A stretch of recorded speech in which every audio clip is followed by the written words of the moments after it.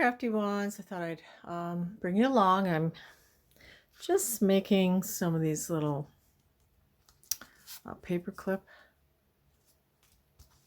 things here, and I was trying to figure out how I did it. I did, you know how you do something once and you're like, oh, how did I do that?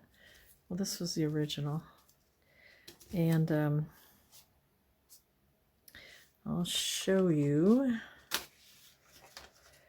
how I believe I did it. I took a paper clip, and I'm just going to use craft because I don't care if that shows on the back, you know. And then I had some leaves. You can just use, like, if you have cardstock, like this would be a great cardstock green, or and I took some leaves just off flowers. I used to make wreaths, so of course I got rid of them all my artificial flowers. So, you know, now I wish I would have kept them. But I'm gonna take a couple leaves the same size. So these 2 leaves here.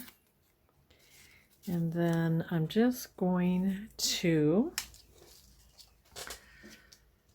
hot glue this on here, trying to cover the whole paper clip.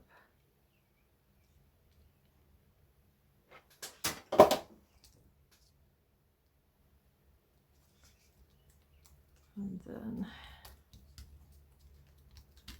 push that down.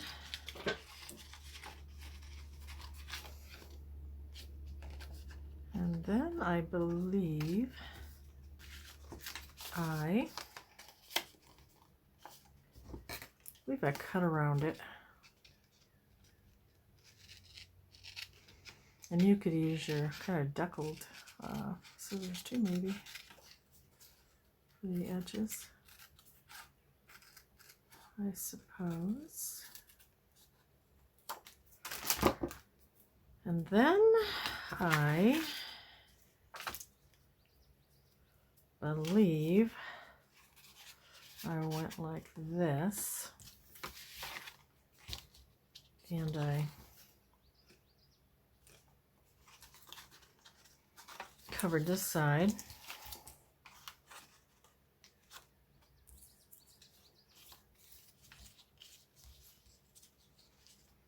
Like so.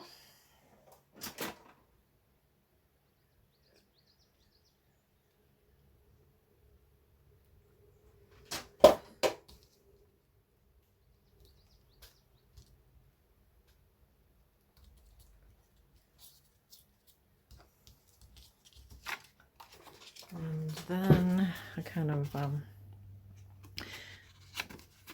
put my finger in here, so I wouldn't cut that, and just left a gap so I could cut around here.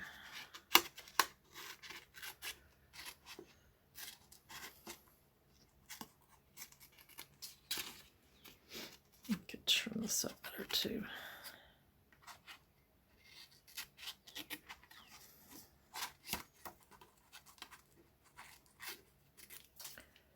Okay. And I'll just trim it a little better.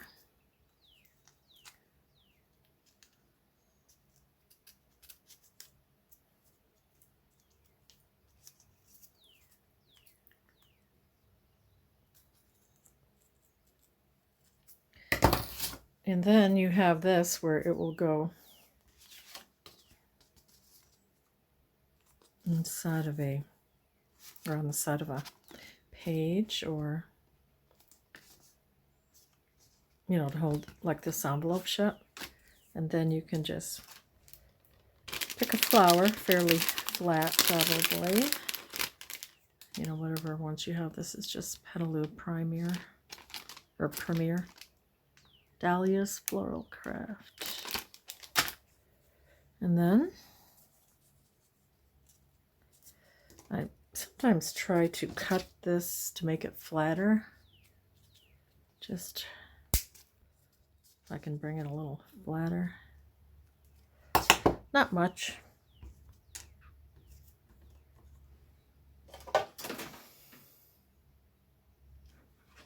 And you could add like fibers coming down, or, you know, some of that green vine that everybody has. Can I add that coming down? So this is what I was making today.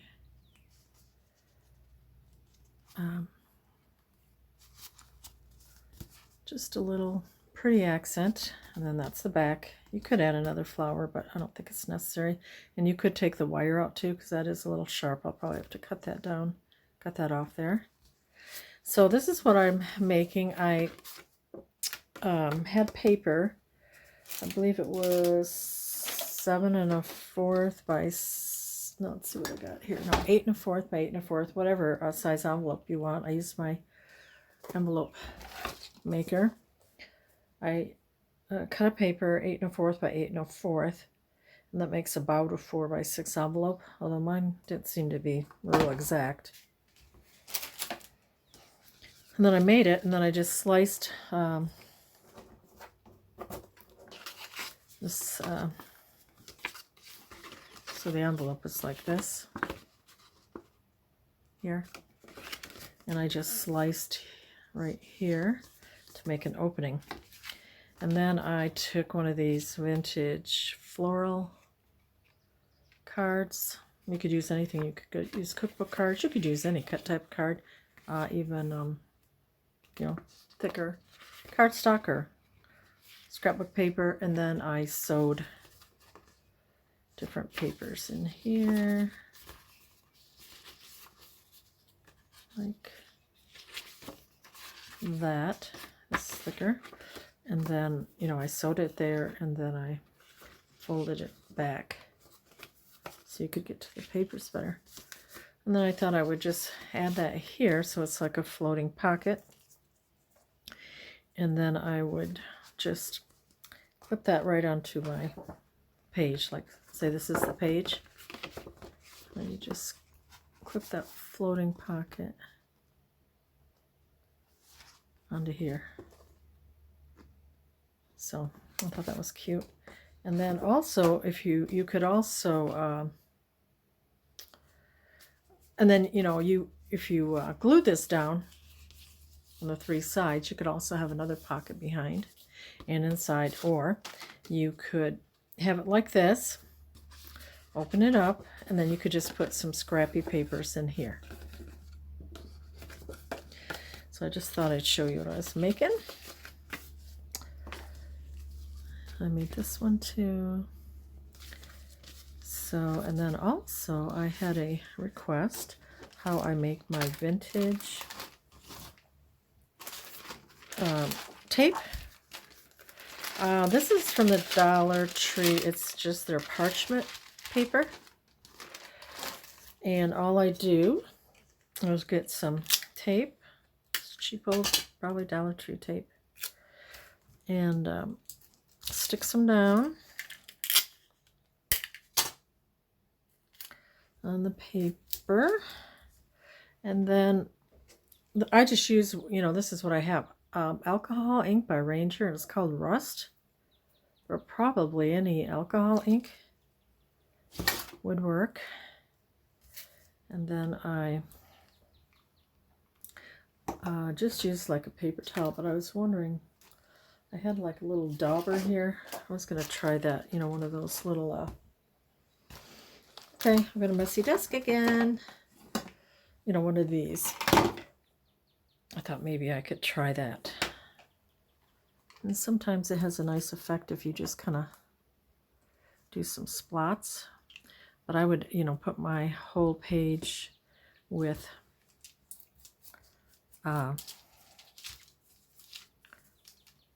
tape first, and then it seems to work better if you just put it on directly, and then you can just blend it with one of these.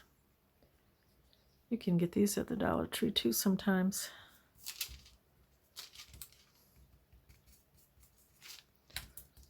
And then you can let it dry a little bit.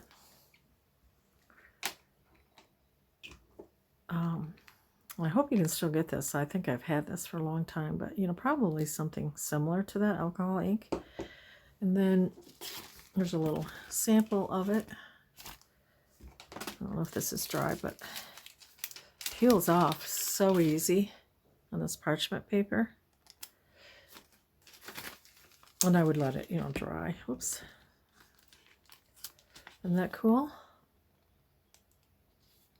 So that's how I make my vintage, antique tape.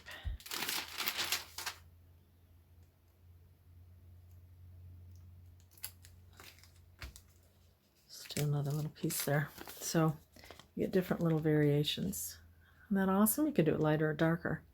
So I hope that was helpful. And I just wanted to catch up on a few projects today. I am also working. I'm on kind of a roll.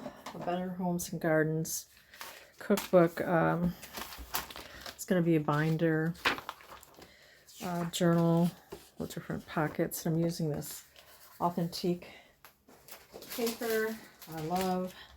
Still have some left. It's called Delicious, but these are the cool prints. Authentic. And then you get journaling cards. Awesome. So, I've just been working, starting, putting paper, so it'll be like a farmhouse type journal. So this is fun. I'm going to be working on this for a while now. So thanks for watching, and you just have the best day ever. Bye-bye.